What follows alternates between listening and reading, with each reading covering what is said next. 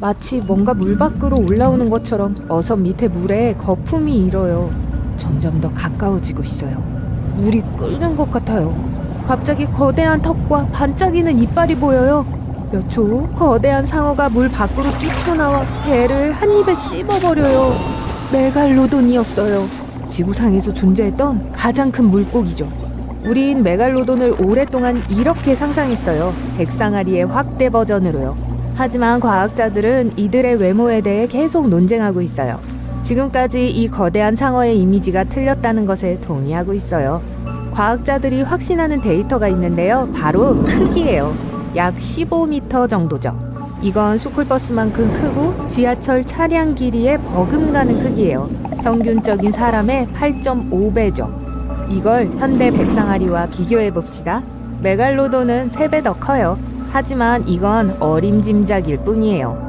우리에겐 온전히 보존된 메갈로돈 골격이 없어요. 그건 메갈로돈이 뼈가 아니라 연골을 갖고 있었기 때문이에요.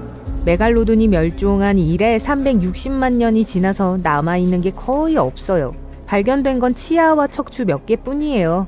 비교하자면 공룡은 약 6,600만 년 전에 멸종했어요. 하지만 그들의 단단한 뼈는 완벽하게 보존되었기 때문에 우리에겐 공룡의 골격에 대한 다양한 예시가 있어요. 과학자들은 이빨과 턱을 바탕으로 메갈로돈의 크기를 계산했어요. 이건 이빨 하나예요. 약 18cm 길이죠. 손바닥보다 더 커요. 그리고 현대 백상아리 이빨보다 3배 정도 커요. 메갈로돈의 턱은 폭이 2m였고 이빨이 5줄이나 있었어요. 총 276개의 면도날처럼 날카로운 이빨들이었죠. 다른 보존된 유골은 척추예요. 이것은 150개의 척추뼈로 구성되어 있는데 폭은 각 15cm 정도 돼요. 칼슘이 많이 함유되어 있었는데 메갈로돈이 신선하고 차가운 우유를 좋아했거든요. 아니라 거대한 상어의 막대한 질량을 척추뼈가 견뎌야 했기 때문이에요. 이 화석들을 바탕으로 과학자들은 모형을 만들었고 메갈로돈의 대략적인 크기만을 계산했어요. 하지만 이보다 더 클 수는 없었을 거예요. 모든 건 호흡 때문이에요. 물고기가 클수록 더 많은 산소가 필요해요. 그 말은 아가미 영역이 더 넓어야 한단 거죠. 이것은 물을 여과해 산소를 모으는 기관이에요. 메갈로돈이 조금이라도 더 크면 숨 쉬는데 어려움을 겪을 거예요. 그래서 과학자들은 15m가 개별적인 최대 크기라고 믿고 있어요. 평균적으로 이들은 몇 미터 더 작았어요. 이제 무게에 대해 이야기해 봅시다. 평균적으로 한 메갈로돈은 30에서 35톤 나갔어요. 비교하자면 백상아리는 무게가 1톤인데 이건 30배 정도 가벼운 거예요. 진짜로요. 스쿨버스는 7.5톤으로 4배 가벼워요. 메갈로돈의 무게는 빈 보잉 737과 비교할 수 있어요. 하지만 현대의 흰긴 수염 고래는 크기와 무게에서 메갈로돈을 능가해요. 30m 대 15m예요. 거의 2배나 더 길죠. 흰긴 수염고래 무게는 약 180톤이에요. 이건 메갈로돈 6마리나 여객기 6대 정도예요. 아니면 성인 코끼리 33마리에 맞먹죠. 이 비교 방식 마음에 들지 않나요? 이제 메갈로돈의 외모예요. 과학자들은 이게 백상아리처럼 생기지 않았을 거라고 믿어요.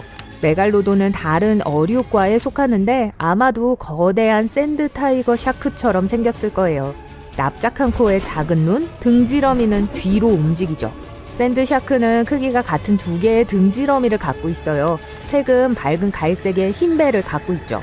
샌드 샤크처럼 몸 전체에 갈색 반점이 있었을지도 몰라요.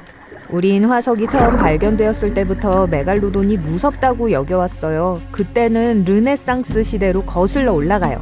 사람들이 바위 속에서 이빨을 발견했어요.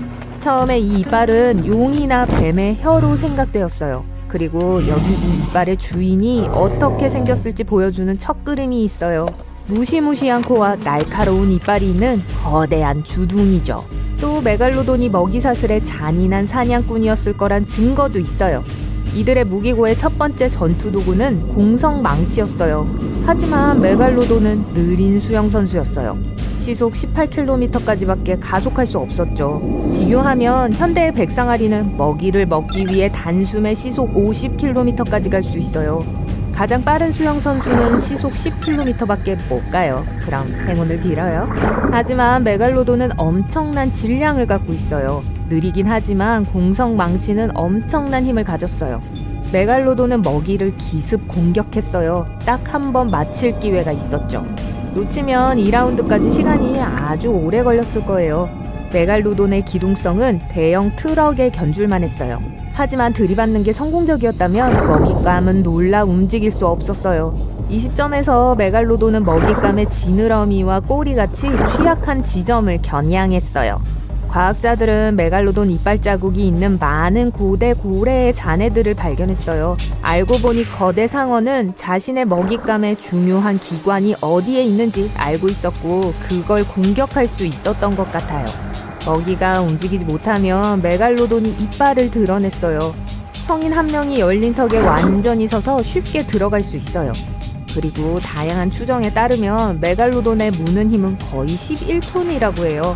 날카로운 이빨 끝에 SUV 3대의 무게가 집중되어 있는 걸 상상해보세요. 이건 가장 큰 백상아리가 무는 것의 9배, 그리고 현대의 물기 기록자인 바다 악어의 6배에 달해요. 자, 메갈로돈의 잔해가 발견된 곳의 지도를 보세요.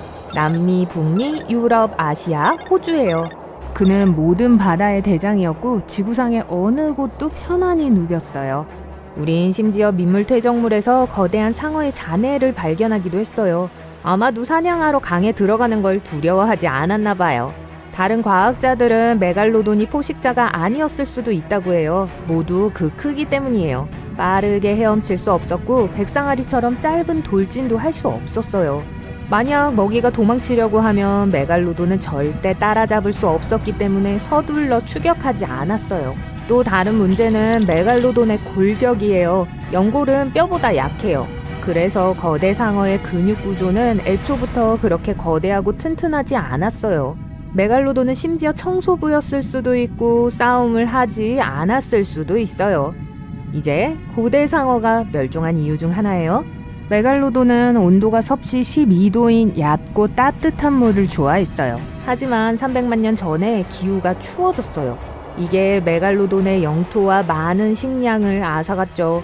거대 상어의 주식이었던 원시 고래들이 사라지기 시작했어요. 더 빠른 포식자들이 남은 음식을 가져갔어요. 메갈로돈은 굶기 시작했죠. 진화 과정에서 새로운 선수가 등장해요. 현대 범고래의 조상인 이빨고래죠. 떼지어 살았고 메갈로돈보다 두뇌가 더 컸어요. 그래서 시간이 흐르면서 메갈로돈과 경쟁하기 시작했죠. 그들은 메갈로돈의 어설픈 점을 이용했어요. 범고래 무리는 거대 상어를 상대로 한 경쟁에서 쉽게 이길 수 있었어요. 많은 과학자들은 이것이 세계에서 가장 큰 상어가 사라진 이유라고 믿고 있어요. 하지만 메갈로돈이 아직 살아있고 우리 행성의 어두운 물속을 떠돌고 있다는 이론이 있어요. 몇몇 호주 어부들이 믿을 수 없는 크기의 상어를 만났다고 했어요. 하지만 아무도 이 증언들을 확인해 줄 수 없었죠. 이 이론의 팬들은 거대한 상어가 인간의 눈으로부터 멀리 떨어진 깊은 물에 숨을 수 있다고 믿고 있어요. 예를 들어 마리아나 해구요. 지구에서 가장 깊은 곳이죠. 에베레스트 산을 물에 집어넣은 것보다 더 깊어요. 그리고 거기서도 메갈로돈의 이빨이 발견됐어요. 하지만 과학에 따르면 그런 거대 상어가 마리아나 해구에 살 수 없는 이유가 여러 가지 있어요. 첫째로 거긴 너무 추워요. 메갈로돈은 아마 냉열 동물이었을 거예요. 그래서 살아남기 위해 환경의 따뜻함을 이용해야만 했을 거예요. 하지만 마리아나 해구의 물은 약 섭씨 4도 정도로 차가워요. 더 깊을수록 햇빛이 닿기 힘들기 때문이에요. 두 번째 이유는 압력이에요. 10m 깊이마다 압력은 1기압씩 증가해요. 즉 30m 깊이의 물은 표면에서 느끼는 것보다 3배나 더 강하게 여러분을 압박해요. 메갈로돈의 약한 근육과 연골은 마리아나 해구 깊이 잠수하는 걸 허락하지 않았을 거예요. 그리고 제일 중요한 건 음식이죠. 바다 표면에서 멀리 떨어져 있을수록 살아있는 생물은 적어져요. 메갈로돈은 3에서 7m에 이르는 원시 고래를 먹었어요. 마리아나 해구에는 작은 물고기만 서식해요. 메갈로돈은 절대로 못 잡을 거예요. 그리고 크기로 판단하건대 메갈로돈이 한 일의 전부는 먹이를 먹고 다시 먹이를 찾는 것이었죠. 사람의 몸무게와 비교해보죠. 보통 사람은 1일 2000칼로리를 섭취하며 평균 체중은 약 80kg이에요. 메갈로돈은 그보다 무게가 470배 더 나갔고 더 많은 칼로리가 필요했어요. 그래서 마리아나 해구에 사는 물고기들을 모두 합해도 메갈로돈은 며칠밖에 못 먹었을 거예요. 그러니 물론 이 모든 이론들이 사실은 아니지만 그래도 조심하는 게 현명하겠죠. 무슨 말인지 아시죠? 어떤 상어들은 위를 뱉었다가 도로 제자리에 넣는 괴상한 능력을 갖고 있어요. 그러면 편리할 것 같긴 하네요. 대부분의 상어들은 엄청난 양의 음식을 먹어요. 하지만 문제는 자신들이 삼킨 모든 것을 소화하지 못한다는 거예요. 바다거북 등껍질과 부리, 새 깃털과 뼈, 랍스터 집게 등등과 같은 것들을 다시 뱉어낼 방법이 필요해요. 그러면 이 놀라운 생물들은 모든 내용물들과 함께 자진해서 위 전체를 토해내죠. 내용물을 다 꺼내면 주요 소화기관을 다시 안으로 넣어요. 이 과정은 1초도 안 걸립니다. 백상아리나 청상아리 같은 일부 상어종들은 눈을 따뜻하게 하는 특별한 시스템을 갖고 있어요. 망막이 눈과 뇌를 따뜻하게 해주죠. 이는 움직임을 더 잘 감지하는 데 도움이 될 뿐만 아니라 해상도도 향상시켜줍니다. 청상아리 같은 경우 이 종은 종종 다른 기온을 가로질러 수직으로 이동해요. 우린 대부분 움직일 수 있는 턱이 한 개뿐이지만 상어들은 아래턱과 위턱을 자유롭게 움직일 수 있어요. 별도로 움직이면 먹이를 더 잘 물 수 있고 더 빨리 그리고 더 빈틈없이 씹을 수 있게 되죠. 왠지 더 무시무시하네요.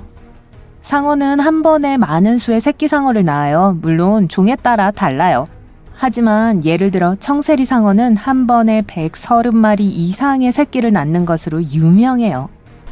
백상아리는 대부분의 정글의 고양이보다 더 강력한 턱 힘을 갖고 있어요. 6m 길이의 수중 사냥꾼은 제곱센티미터당 276kg 이상의 힘을 만들어낼 수 있어요. 그건 사자나 호랑이보다 4배 더 강한 힘이에요. 사람은 센티미터당 쥐꼬리만한 10에서 14kg의 압력으로 이길 승산이 전혀 없죠. 복상어는 엄청난 양의 물을 삼켜서 스스로를 방어해요. 그러면 상어의 몸이 평상시의 2배가 되거든요. 몸집을 키워서 잠재적인 위험을 쫓아내죠. 상어는 일생 동안 5만 개 이상의 이빨을 기를 수 있어요. 하지만 이빨이 모두 다 같은 건 아니에요. 가장 강하고 큰 것은 앞에 있어요. 그리고 뒤에 더 가까이 있는 것들은 작고 그리 강하지 않아요. 하지만 앞니가 손상되면 약한 이가 앞니를 대체할 수 있어요.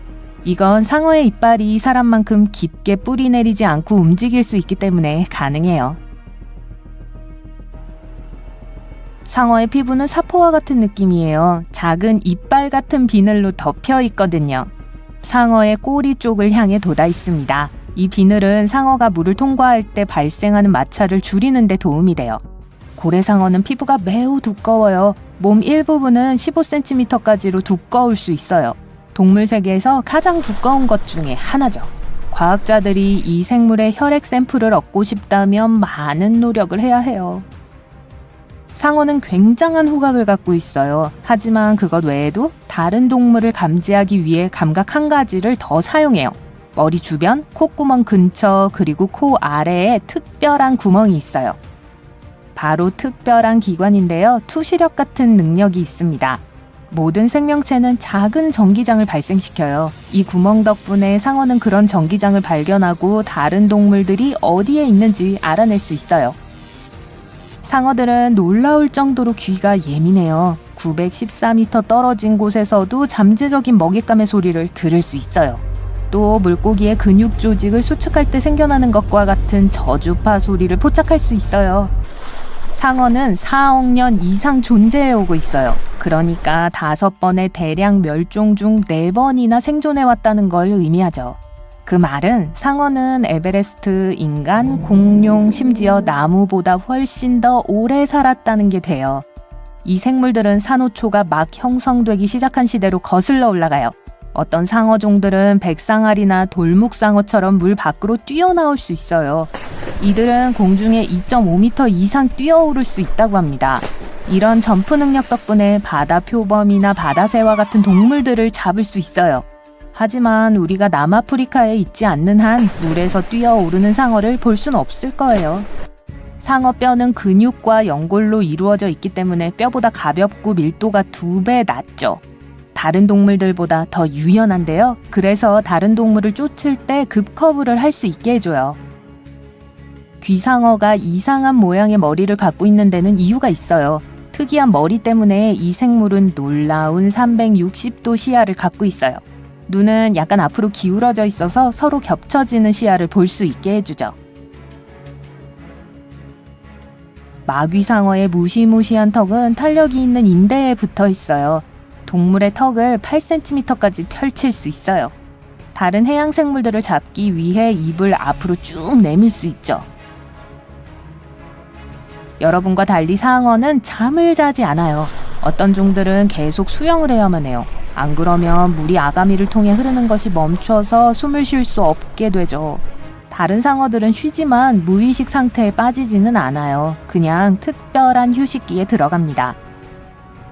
이 생물들은 눈꺼풀이 없어요. 그래서 눈을 항상 뜨고 있죠. 그리고 동공이 주변을 감시하고요. 또 물이 아가미를 통과할 수 있게 입을 벌리고 있어요. 상어는 놀랄 만큼 먼 거리를 쉬지 않고 이동할 수 있어요. 다 이상한 수면 패턴 덕분이죠. 예를 들어 백상아리는 먹거나 쉬지 않고 3,200km 이상의 거리를 헤엄칠 수 있어요. 이 생명체들은 왜 배고파하지 않을까요? 상어는 간에 저장된 지방을 끌었어요. 근데 이 기관은 동물의 몸무게의 3분의 1까지 차지할 수 있어요. 일반적으로 생각하는 것과 달리 상어는 역방향으로 헤엄칠 수도 없고 할 줄도 모르는 걸로 알려져 있죠. 꼬리는 앞으로 나아가게 하고 가슴 지느러미는 균형을 유지하고 회전하게 도와줘요.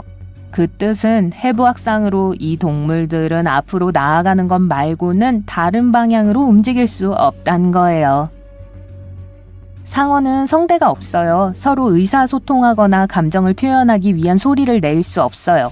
그래서 몸을 비틀거나 몸을 뒤집는 등의 동작을 취해야 하죠.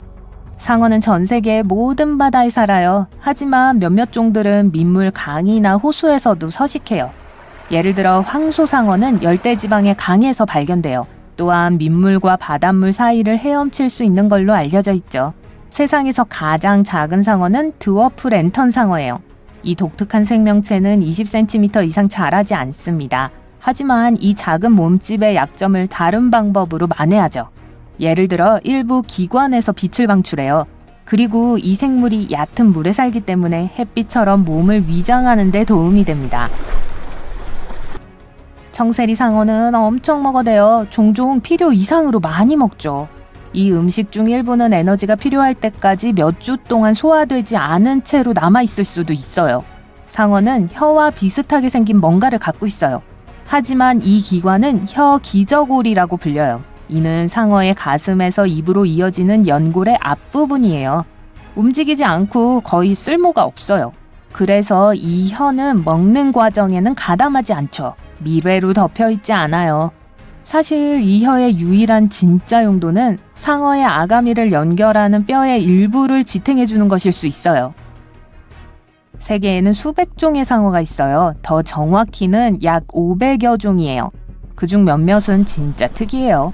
마귀상어, 돌묵상어 또는 쿠키커터 상어를 보세요.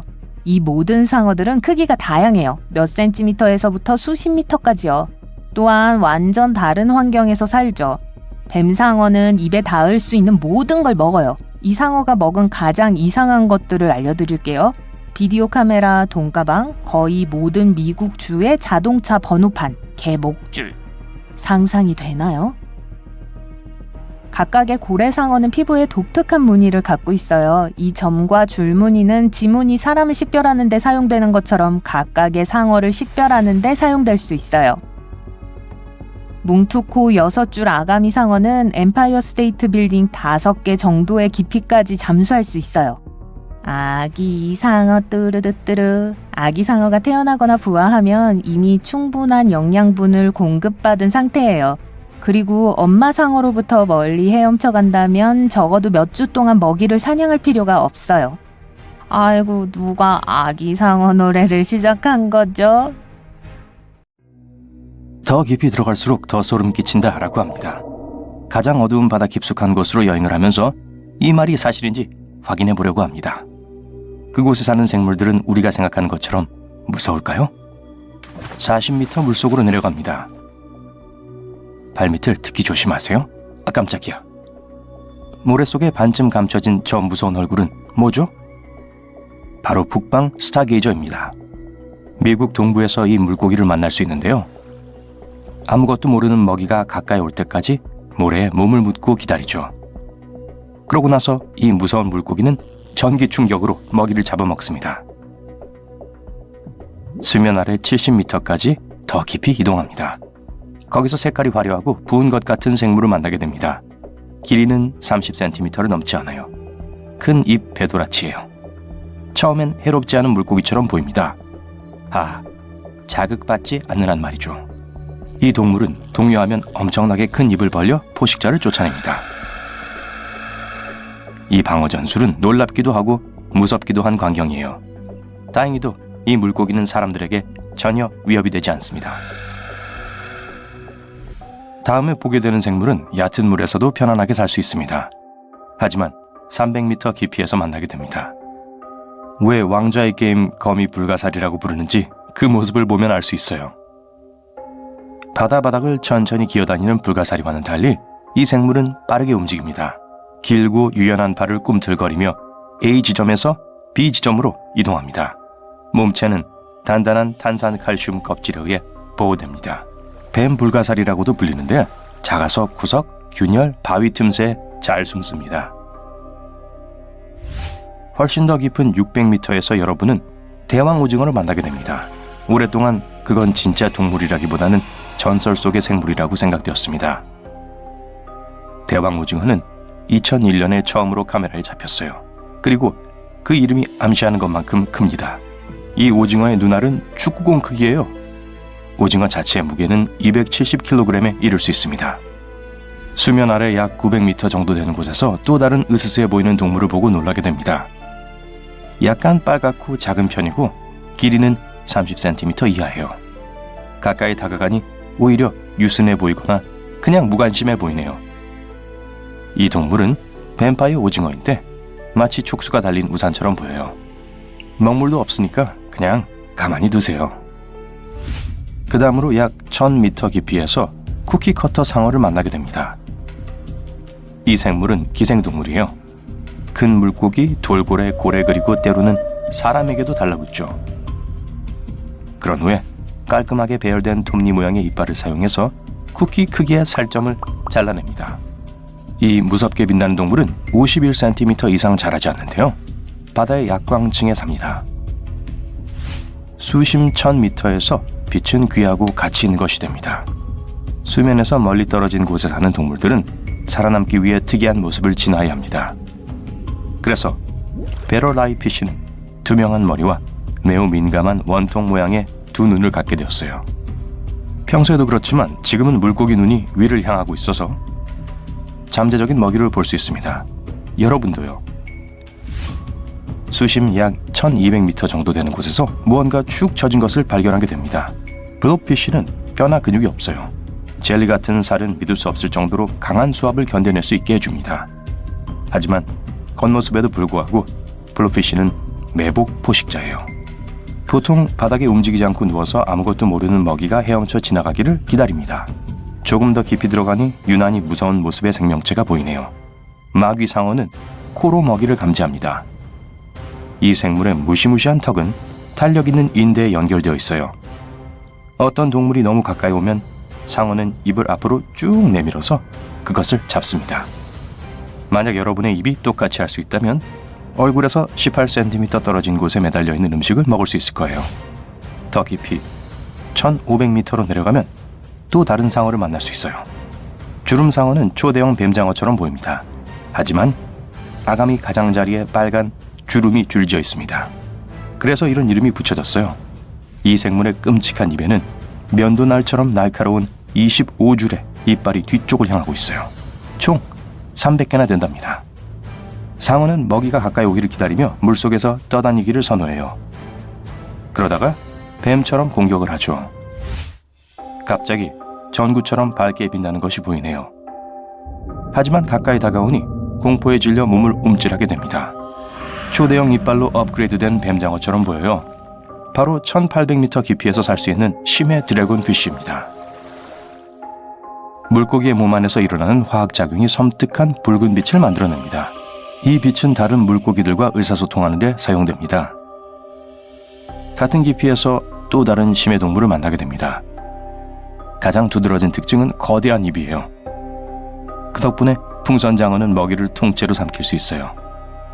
큰 먹이가 들어오면 위는 엄청난 크기로 확장될 수 있습니다. 2000m의 깊이에서 낚싯대를 머리 위에 올려놓은 형상의 환한 것처럼 보이는 생물체를 만나게 됩니다. 심해 앵글러피쉬예요. 이 동물은 특이한 등뼈를 가지고 있어요. 암컷의 경우에만요. 입 위로 돌출되어 있고 그 끝에는 미끼가 있습니다. 먹이를 유혹하는 일종의 발광성 살덩어리예요. 앵글러피쉬는 입이 너무 크고 몸이 유연해서 자신의 2배의 크기 동물을 삼킬 수 있어요. 수심 2100m에서 여러분은 어둠 속에서 빛을 발하는 물고기 하나를 발견합니다.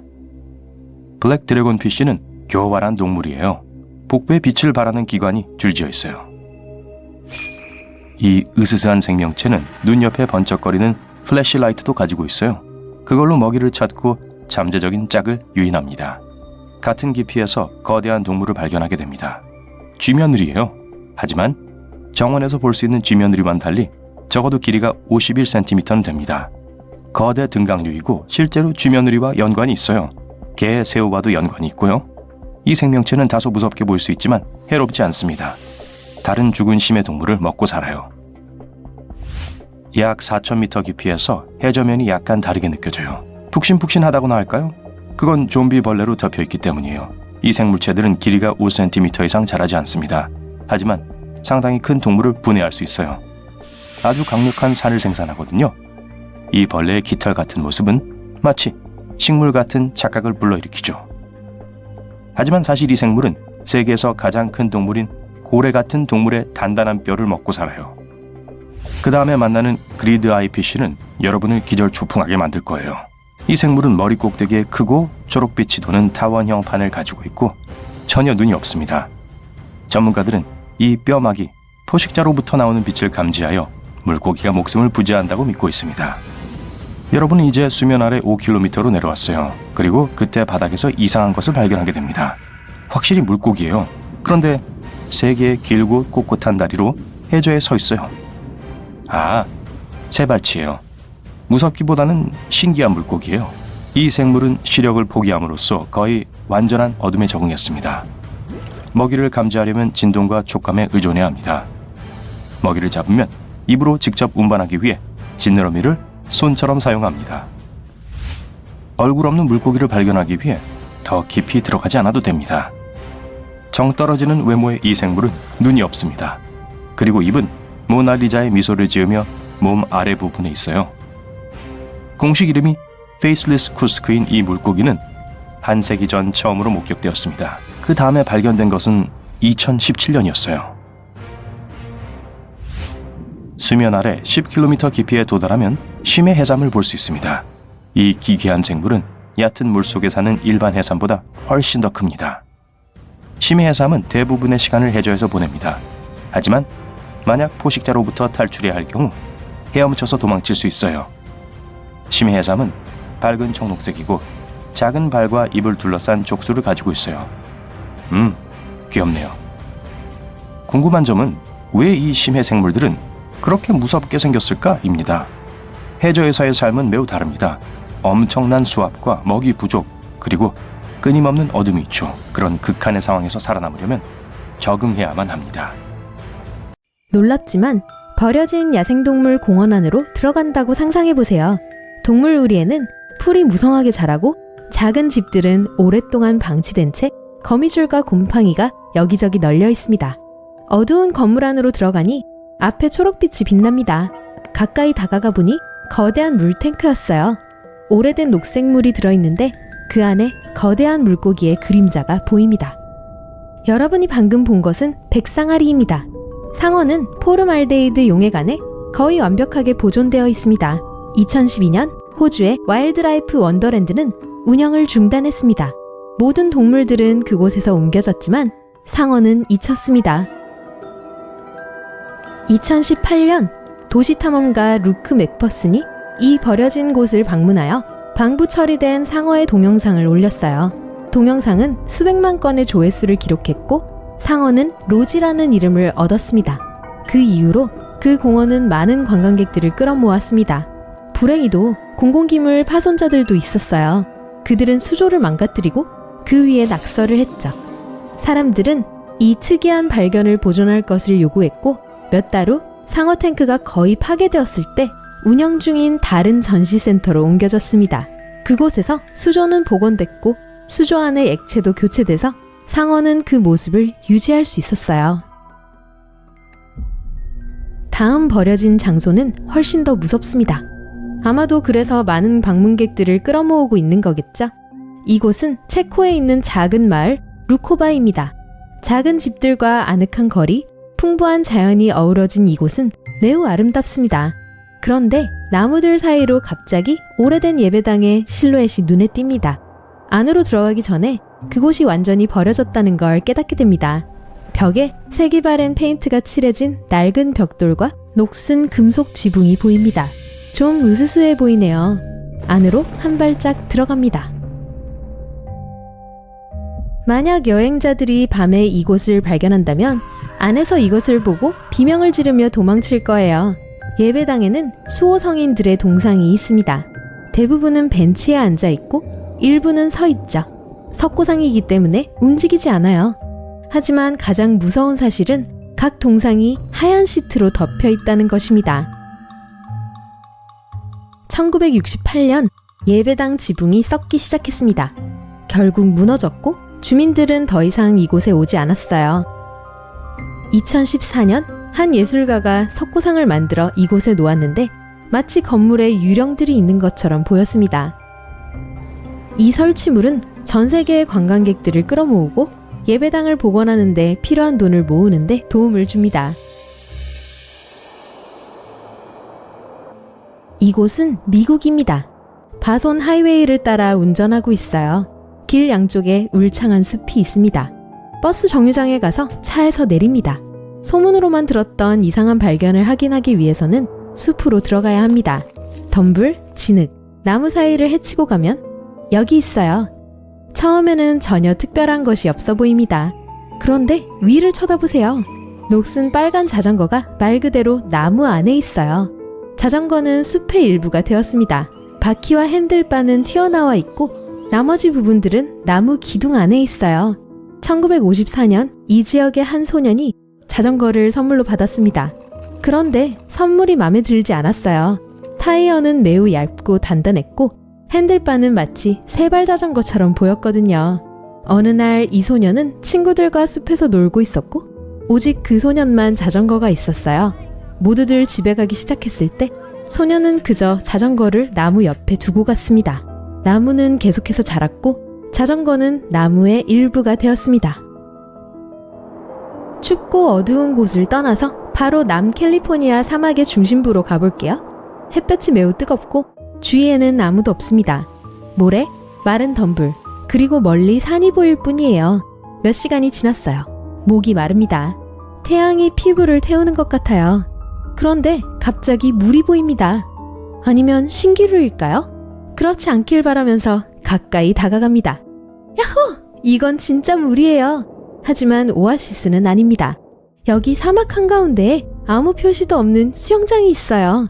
수영장으로 뛰어드니 너무 신나요. 이곳은 소셜풀이라고 합니다. 한 예술가가 2014년 여름에 지었어요. 물론 누구나 이 수영장을 이용할 수 있지만 모든 사람이 이 수영장을 찾을 수 있는 건 아닙니다. 불행히도 오늘날에는 그 흔적만 남아 있습니다. 버려진 장소들이 소름 끼치고 이상하기만 한 것은 아니에요. 어떤 경우에는 발견한 사람을 부자로 만들어주기도 하죠. 파리에 있는 피갈레 구역으로 갑니다. 이곳은 주택가이고 버려진 장소 같지 않은데요. 이 중 한 건물로 들어갑니다. 입구 우편함에서 우편물을 확인하는 사람들을 만납니다. 계단을 올라가서 한 아파트 문 앞에 멈춥니다. 다 허물어져 가네요. 문을 열고 안으로 들어갑니다. 여기서 보는 장면은 유령의 집 영화의 으스스한 장면을 떠올리게 합니다. 모든 가구와 장식은 이 시대의 물건이 아닙니다. 아파트 전체가 골동품처럼 보여요. 두꺼운 먼지층이 구석구석을 뒤덮고 있습니다. 테이블과 바닥에는 오래된 소름 끼치는 인형과 봉제왕구들이 놓여 있습니다. 뮤직박스에서 음산한 곡까지 흘러나오면 더할 나위 없는 공포영화 속 한 장면이에요. 마치 100년 전으로 거슬러 올라간 기분입니다. 어떤 의미에서는 사실이에요. 아파트 주인은 1940년대에 이사했습니다. 모든 것을 그대로 두고 갔어요. 아파트는 70년 동안 손대지 않은 채 방치되었습니다. 2010년 아파트 주인의 재산 평가가 시작되면서 발견되었어요. 집주인은 다른 곳에 살았고 아파트에 대해 아무에게도 말하지 않았습니다. 감정가들이 아파트에 들어왔을 때 이탈리아 화가 지오반니 볼디니의 그림을 발견했습니다. 화가가 19세기에 그린 그림이었어요. 이 그림은 약 30억 원에 팔렸습니다. 이제 우리는 나미비아에 있는 또 다른 사막으로 갑니다. 이곳 바닷가에서 멀지 않은 모래 언덕 사이로 말라버린 석호와 오래된 침몰선이 모래 속에 반쯤 잠겨 있는 것을 볼 수 있습니다. 사실 침몰선의 일부라고 해야겠죠. 이 포르투갈 선박의 나이는 약 500년입니다. 원래 1533년에 리스본에서 출발했는데 나미비아 다이아몬드 광산 도시 근처에서 사라졌습니다. 잔해 사이를 걷다 보면 당시 선박의 부품들을 발견할 수 있는데 가장 흥미로운 것은 금화가 든 상자입니다. 이 귀중한 보물을 포함한 전체 선박의 가치는 약 140억 원이 넘을 것으로 추정됩니다. 이 잔해는 2008년에 지질학자들에 의해 발견되었지만 모든 것이 공개된 것은 8년 후였습니다. 이제 여러분은 뉴욕의 거리를 걷고 있어요. 쓰레기통이 있는 어둡고 인적이 드문 골목길을 지납니다. 캔버스 하나가 쓰레기통에 튀어나온 것이 보입니다. 꺼내보니 그림이네요. 이미지가 별로 선명하지는 않지만 아름다워요. 여러분은 그 예술품이 쓰레기통에 있을 수는 없다고 생각하고 집으로 가져갑니다. 그 후 4년 동안 이 그림에 대해 뭔가 알아내려고 노력합니다. 그리고 어느 날 골동품에 대한 웹사이트에서 이 그림이 10억 원의 가치가 있는 사라진 예술품이라는 걸 알게 됩니다. 2003년 뉴욕의 한 여성에게 실제로 일어났던 일입니다. 그녀는 쓰레기통에서 그 그림을 발견했을 때 그림에서 어떤 힘이 뿜어져 나오는 것을 느꼈습니다. 그리고 그림의 주인이 1989년에 그것을 도난당했다는 것을 알게 됩니다. 그녀는 그림을 돌려주었고 보상으로 약 2천만 원을 받았습니다. 트레스 페르소나제스라고 불리는 이 그림은 1970년 멕시코 예술가 루피노 타마요가 그렸습니다. 한 수집가가 아내를 위한 선물로 이 예술 작품을 샀습니다. 하지만 몇 년 후 이 그림은 부부가 새 집으로 이사하는 동안 도난당했습니다. 이제 가장 웅장하고 규모가 컸던 발견으로 우리의 여행을 마무리할게요. 여기는 터키입니다. 여러분은 아주 오랫동안 낡은 집에서 살았고 집을 다시 꾸미고 싶어 해요. 쓸모없는 물건들을 정리하다가 지하실이 있었다는 사실이 떠오릅니다. 전에는 필요 없었지만 이제 지하실을 방으로 개조하기로 합니다. 벽을 하나 허물었더니 지하로 통하는 터널이 있어요. 흥분한 여러분은 안으로 들어가고 터널이 단지 비밀의 방으로 이어지는 것이 아니라는 걸 알게 됩니다. 거대한 지하 도시로 이어지는 거였어요. 1963년 터키의 한 남자가 지하 18층까지 내려가는 고대 도시를 발견했습니다. 약 2만 명의 주민, 가축, 그리고 식량을 수용할 수 있는 도시였어요. 단순한 미로 터널이 아니에요. 거기에는 예배당, 학교, 마구간, 부엌, 그리고 다른 문명의 흔적들이 있습니다.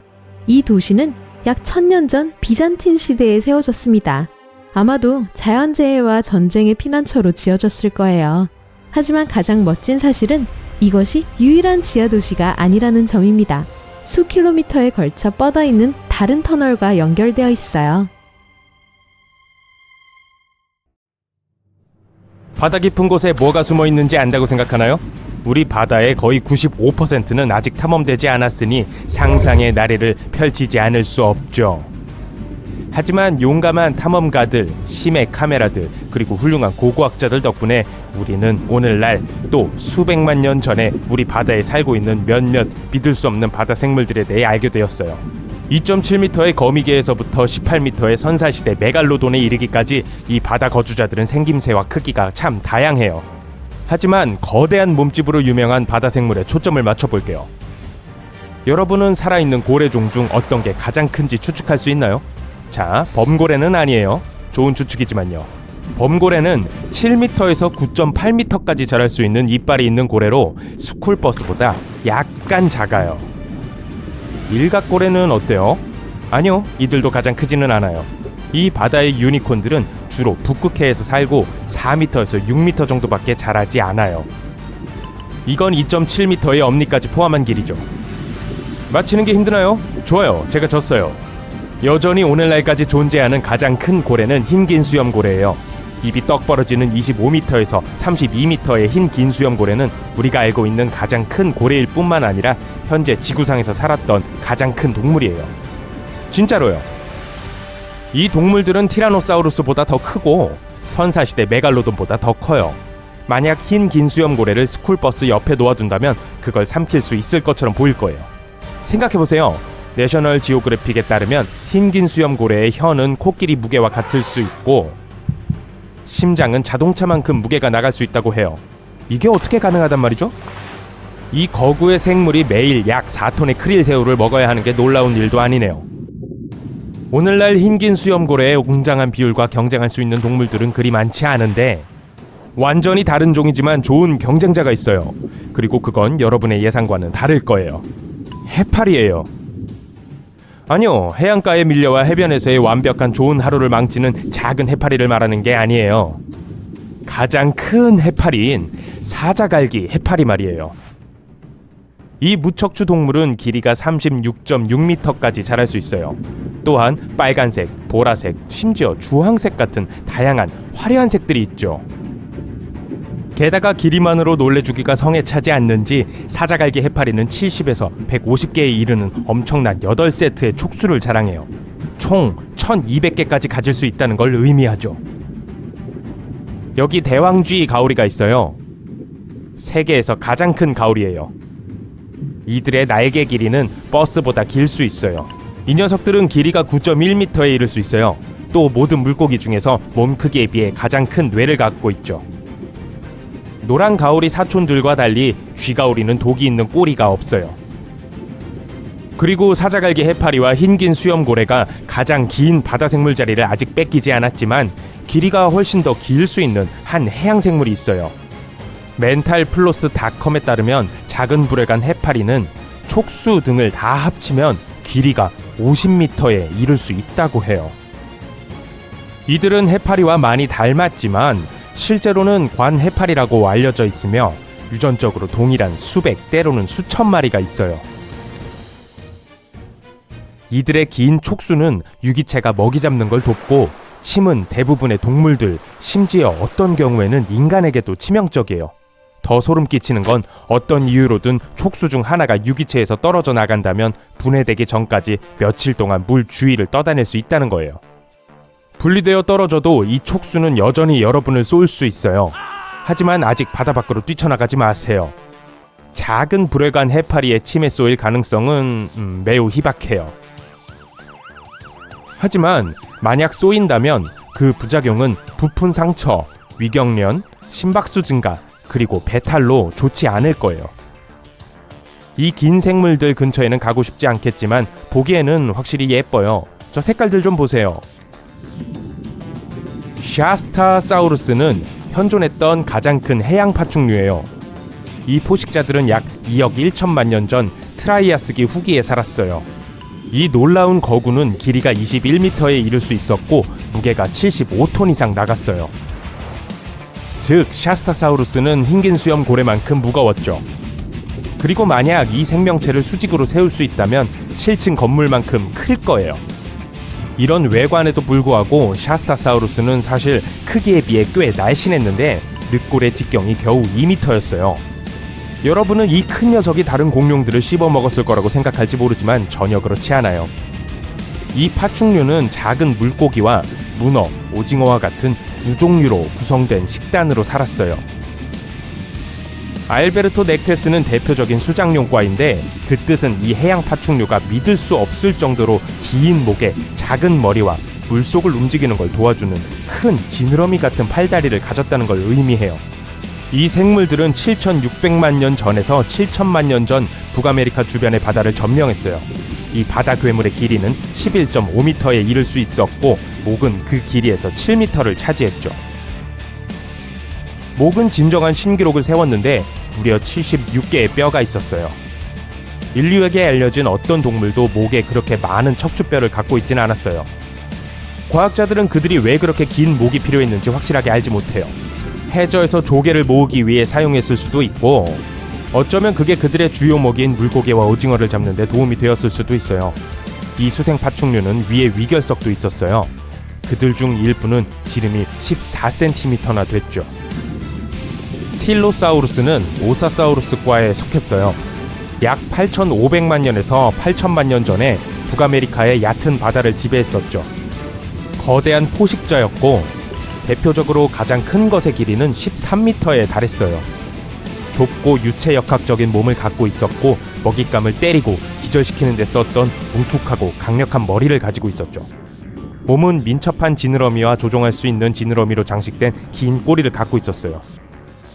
틸로사우루스는 육식동물이었고 먹이는 물고기, 거북이, 그리고 작은 상어뿐만 아니라 다른 모사사우루스 수장용, 그리고 날지 못하는 새들도 포함되어 있었어요. 오프탈모사우루스를 만나보세요. 이 선사시대 파충류는 쥐라기 후기에 번성했고 전 세계 바다에서 살았어요. 뉴다이너소어닷컴에 따르면 오프탈모사우루스의 몸무게는 약 2,722kg이었고 약 4.9m까지 자랐어요. 오늘날 존재하는 벨루가 고래와 거의 비슷한 길이죠. 우리가 직접 그들을 볼 기회가 생기기 전에 멸종된 건 안타까운 일이에요. 왜냐하면 만화 같은 큰 눈과 돌고래 같은 이목구비가 꽤 귀엽기 때문이죠. 물론 오프탈모사우루스는 시간이 지남에 따라 진화해 오늘날 우리가 알고 있는 안과 의사가 되었어요. 아니요, 거짓말이에요. 그냥 여러분을 시험해 본 거예요. 모사사우루스는 약 6,600만 년 전에 전 세계의 바다를 지배했던 실로 거대한 포식자예요. 화석 증거에 따르면 어떤 표본들은 길이가 15m 이상일 수 있다고 해요. 이 사실은 모사사우루스를 그 시대의 가장 큰 해양 육식동물로 만들어요. 이 생물의 가장 무서운 점 중 하나는 양쪽 턱에 두 줄로 가지런히 정돈되어 장식된 말 그대로 수백 개의 면도날처럼 날카로운 이빨이 있는 악어처럼 생긴 머리였어요. 중요한 건 모사사우루스가 물속에서 먹이를 잡는 게 어려웠다는 거예요. 이 공룡이 그 모든 이빨과 더불어 특별한 걸 갖고 있던 이유죠. 입천장에 뼈에 고정된 익상 이빨 말이에요.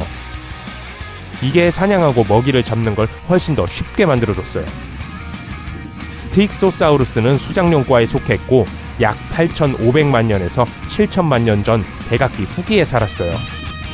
이 공룡을 언뜻 보면 이들을 바다뱀으로 착각할 수 있는데 그건 엄청난 실수일 거예요. 스틱소사우루스의 길이는 약 10.6m였지만 그 길이의 4.8m 이상은 긴 뱀처럼 생긴 목이 차지했어요.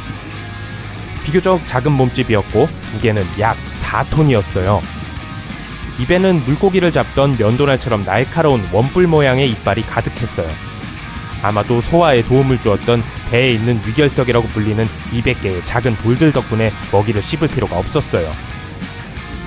동시에 일부 과학자들은 스틱소사우루스가 특정 종류의 물고기를 찾아 해저로 가라앉기 위해 이 돌들을 사용했다고 믿고 있어요. 제가 보기엔 네시와 비슷하네요. 하늘이 불타고 있어요. 전 세계의 바다의 거품입니다. 천둥번개가 대기를 흔들고 있어요. 가장 끔찍하고 강력한 두 괴물이 결투를 벌이고 있습니다. 세계 종말의 조짐이에요. 이 괴물은 쳐다보는 것만으로도 누구든 미치게 만듭니다. 거대하고 잔혹한 크툴루. 그리고 그 상대는 지구상에서 가장 큰 오징어입니다. 그 자체가 공포이기 때문에 무서움을 모르는 짐승이죠. 수천만에 달하는 선박 침몰의 원인이에요. 강력하고도 끔찍한 크라켄입니다. 우주 역사상 가장 대단한 싸움이 시작됩니다.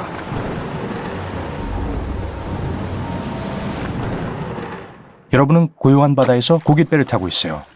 물은 수정같이 맑고 바람도 불지 않습니다. 바다는 수평선과 하나가 됩니다. 육지는 어디에도 배지 않고 자유로운 느낌이에요. 배 옆을 보다가 물속에 있는 뭔가 이상한 것을 발견합니다. 여러분은 넓은 녹색 들판에 둘러싸인 거대한 검은 점 가운데에 떠 있어요. 이게 뭐죠? 물로 유출된 오일이 이렇게 이상한 색깔을 띠는 걸까요? 그렇다면 어떻게 이렇게 완벽한 원형일 수 있죠? 그러다 갑자기 그게 무엇인지 깨닫고는 혈관 속에 피가 얼어붙습니다. 그 검은 원은 거대한 녹색 눈 중심에 있는 눈동자입니다. 물속에서 여러분을 똑바로 쳐다보고 있는 그것은 너무나도 거대해서 여러분의 배는 그 옆에 있는 작은 점처럼 보입니다. 크라켄이에요. 하지만 걱정하지 마세요. 괴물은 여러분처럼 작은 먹잇감엔 관심이 없어요. 크라켄은 수세기 동안 선박들을 침몰시켜왔고 대적할 만한 상대를 만난 적이 없습니다.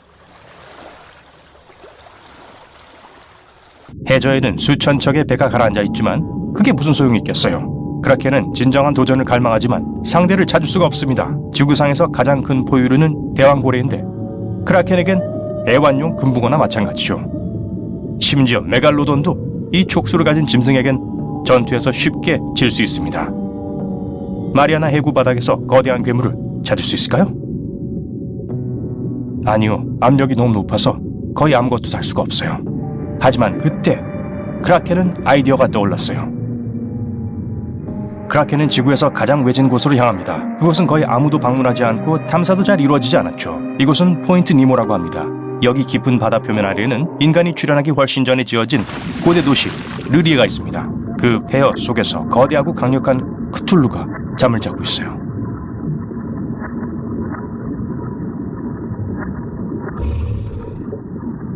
이 고대 반신적인 존재는 수천 년 동안 이곳에서 휴식을 취하고 있었습니다. 지금까지 크툴루는 지구의 대혼란을 일으킬 순간을 기다려왔습니다. 잠자고 있는 꿈속에서조차 크툴루는 자신의 숭배자들과 의사소통을 합니다. 텔레파시를 이용해서 그들의 마음속에 들어가서 끔찍한 짓을 하게 만들죠. 하지만 갑자기 크툴루의 잠은 방해를 받습니다. 누가 감히 무례하게 그를 깨우는 거죠? 크툴루는 해초로 뒤덮인 붉은 눈을 뜨고 앞에 있는 커다란 오징어를 봅니다. 크라켄은 마침내 대적할 만한 상대를 찾았습니다. 즉시 크툴루를 향해 돌진하고 촉수로 괴물의 머리를 감쌉니다. 싸움이 시작됩니다. 크툴루는 해저를 강하게 밀어내면서 크라켄을 끌고 표면으로 돌진합니다. 가장 높은 마천루보다 더 큰 두 개의 거대한 괴물이 물 밖으로 나옵니다. 파도가 맹위를 떨치고 있고 전투 현장으로 구름이 몰려들고 있습니다. 화가 난 크툴루는 크라켄을 공격했지만 끄떡하지 않아요. 번개가 어둠 속에서 번쩍이고 구름을 휘젓습니다. 크툴루는 크라켄을 뜯어내려 하지만 오징어의 촉수는 녹색 괴물을 단단히 잡고 있어요. 그러는 동안 여러분은 전투가 벌어지는 것을 보기 위해 포인트 니모로 향하고 있습니다. 실내 해안에서 출항해야 하는데 지금 그곳에서 이상한 일들이 벌어지고 있어요. 수백 명의 선원들이 수십 척의 배에 올라타고 있습니다. 일반 어선뿐만 아니라 중무장을 하고 무기를 실은 해군 함선들도 있어요. 어디로 가는지 물으면 모든 사람들이 어두운 표정으로 대답합니다. 영원으로 향합니다. 크라켄이 우위를 점하고 있고 크툴루는 자신의 추종자들을 불러 도움을 청합니다. 배들이 크라켄을 물리치는 것을 돕기를 바라면서요. 하지만 첫 선박이 육지에서 도착하려면 이틀이 걸릴 거예요. 크툴루는 마침내 크라켄을 뜯어내서 물속으로 던집니다. 오징어는 다시 공격하지만 크툴루는 족수를 잡고 오징어를 머리 위로 들어올립니다. 번개가 크라켄을 치지만 거대한 괴물에게는 작은 불꽃에 지나지 않습니다. 한편 무언가에 홀린 선원들은 갑판 위에 서서 전투가 벌어지는 방향을 바라봅니다. 밤에 그들이 잠이 들면 고대 도시 르리에에 대한 같은 꿈을 꿉니다. 도시 중앙에는 이상한 예배당이 있고 그 안에는 크툴루가 왕좌에 앉아 추종자들을 부릅니다. 밤낮으로 괴물들은 마지막 힘을 다해 서로 싸웠습니다. 그리고 마침내 작은 점들이 그들 주위에 모입니다. 배들이 도착했어요. 크라켄을 공격할 준비가 되어 있고 크툴루는 그들에게 텔레파시로 명령을 내립니다. 하지만 크라켄도 나름대로 작전이 있습니다. 크라켄이 그동안 그저 재미로 선박을 침몰시킨 건 아니었어요. 종종 크라켄은 어망에 걸린 수천 마리의 해양 생물들을 구했습니다. 그리고 이제 그들과 바다 여기저기에서 온 그 자손들이 크라켄을 돕기 위해 옵니다. 거대한 문어, 대왕고래, 백상아리, 전기뱀장어 등 모두 적함을 공격하고 있습니다. 고래는 잠수함을 덮치고 뱀장어들은 전기방전으로 선박의 엔진을 끄고 있습니다. 갑자기 크라켄이 물밑으로 잠수합니다. 포기한 걸까요? 겁을 먹었네? 그건 아닐 거예요. 크툴루는 바다를 내다보고 오징어 공격하기를 기다립니다. 크라켄은 싸우는 사람들과 물고기들 밑에서 헤엄칩니다. 족수를 비틀어서 거대한 소용돌이를 일으킵니다. 이제 배들은 끝장났고 크툴루는 혼자 힘으로 싸워야 합니다. 크라켄은 강한 동물이지만 결국엔 동물인 반면 크툴루는 믿을 수 없을 정도로 영리합니다. 비록 악랄하긴 하지만요. 크라켄이 바다 괴물이고 일단 육지로 가면 승산이 없다는 걸 알고 있죠. 크툴루의 고함이 하늘을 뒤흔듭니다.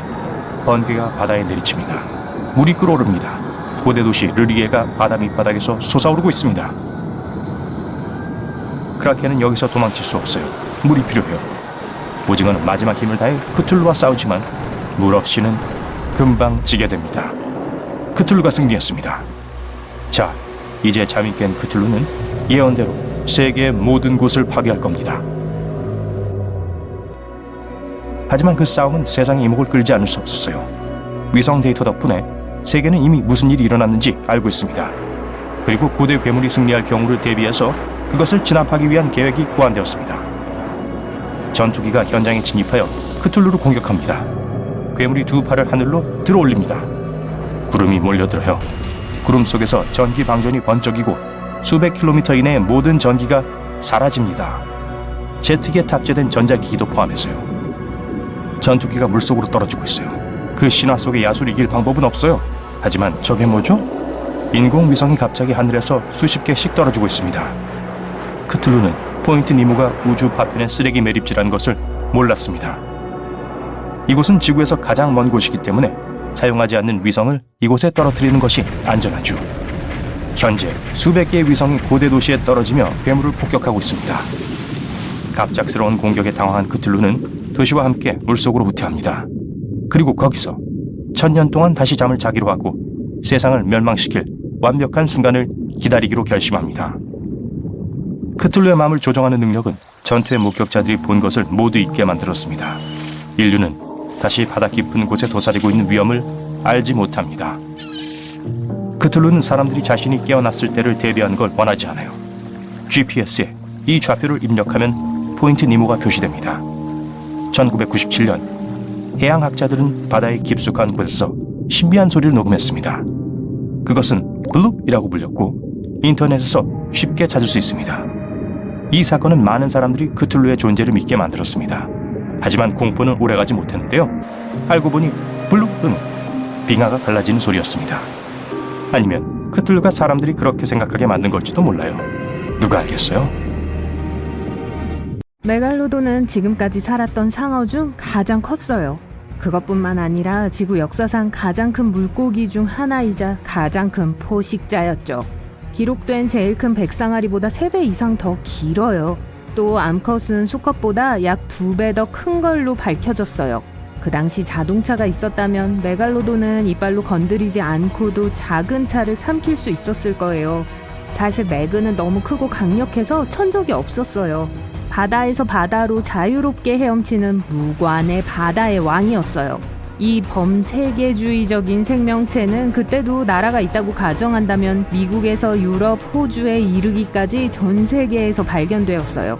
매그의 화석은 남극 대륙을 제외한 모든 대륙에서 발견되었어요. 모두들 남극 대륙은 건너뛰네요.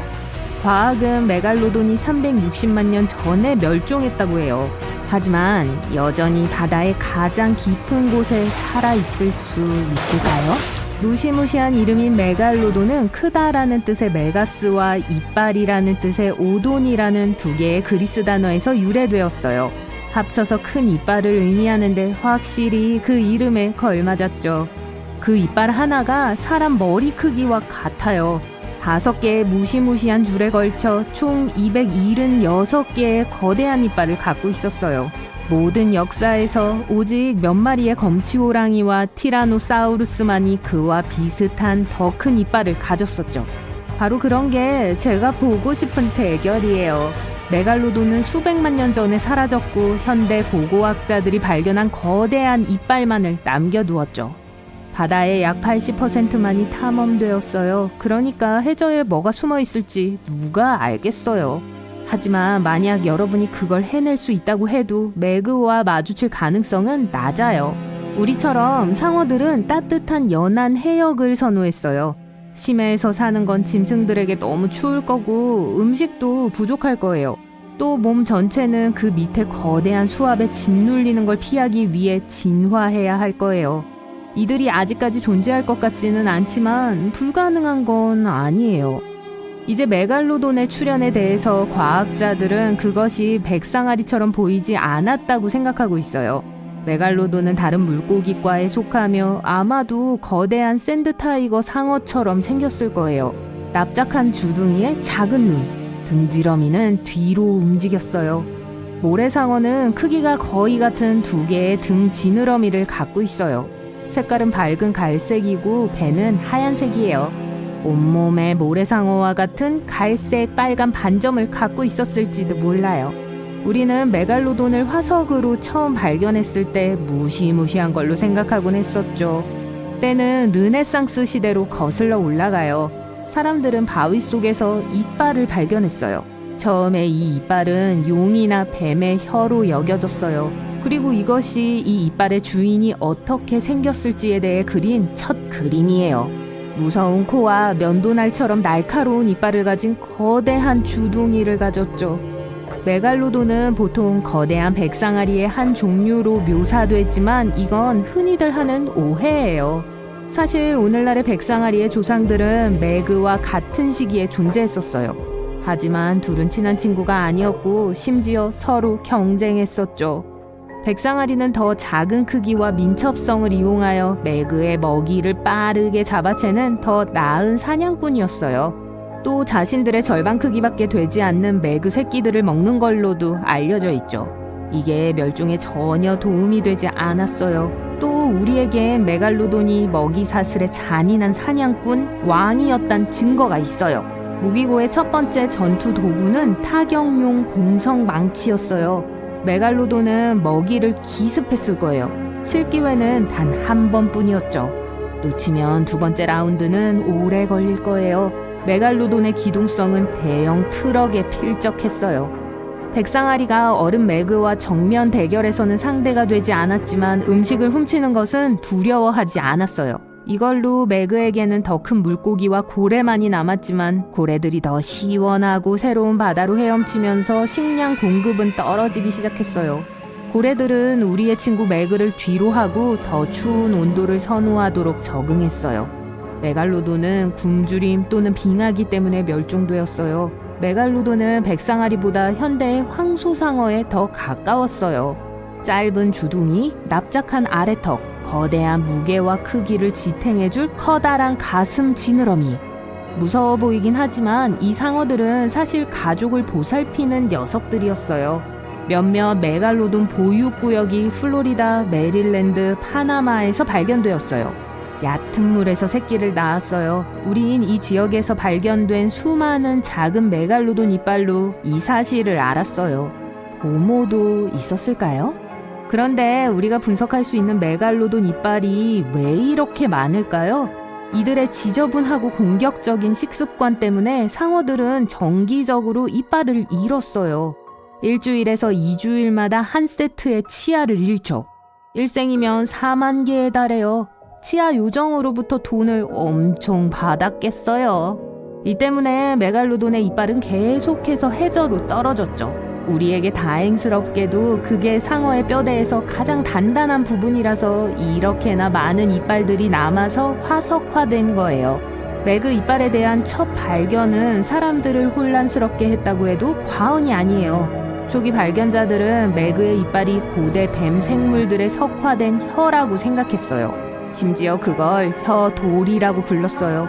꽤 멋졌겠지만 메갈로돈은 공룡과 같은 시기에 존재했다는 것도 흔한 오해예요.